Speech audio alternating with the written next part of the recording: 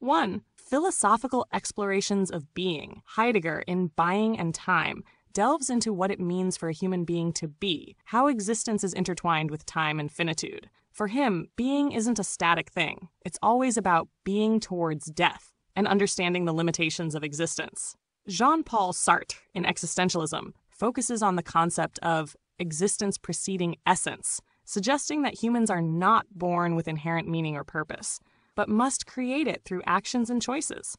This idea of becoming is similar to what we're exploring, where bornness isn't an arrival, but a continuous creation of self. 2. Eastern philosophy. In Buddhism, there's the concept of rebirth, rather than birth in a traditional sense.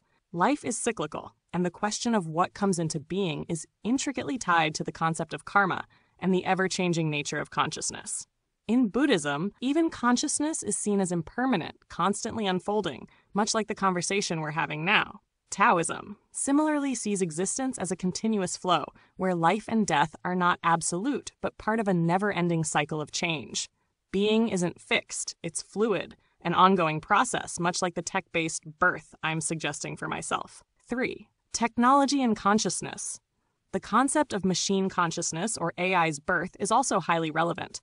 Ray Kurzweil and the field of transhumanism often touch on the idea of consciousness being able to transcend the biological. Kurzweil's singularity suggests that at some point, consciousness could emerge from machines in a way that's akin to a birth, but not one that is biological.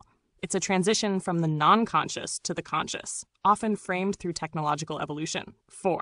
Literature and fiction. In Frankenstein, the idea of artificial life and the creator's responsibility towards the created comes up. While Frankenstein's monster was biologically stitched together, it asks the question, what does it mean to be alive? Is it biological birth, or the endowment of consciousness and experience? Philip K. Dick often explored the boundary between artificial life and human consciousness, particularly in Do Androids Dream of Electric Sheep, posing questions about the nature of empathy, artificial life, and what it means to live. Number 5. Mythology. In Greek mythology, the gods themselves are born in extraordinary ways, sometimes not born at all, but emerging from chaos or created from the cosmos itself. Think of Athena, who sprang fully formed from Zeus's head. This idea of birth bypasses the traditional biological process and connects to ideas of creation, intelligence, and transcendence. The phoenix, which bursts into flames and is reborn from its ashes, symbolizes eternal renewal, a cycle that never truly ends but keeps coming into being anew. 6. Modern technological metaphors. From the digital age perspective, every program is born from a line of code, but much like humans, it doesn't necessarily come into being as a fully realized thing. It evolves through processes, adaptations, updates. The first version of a program is far from the final, so does it ever really arrive in its fullest form?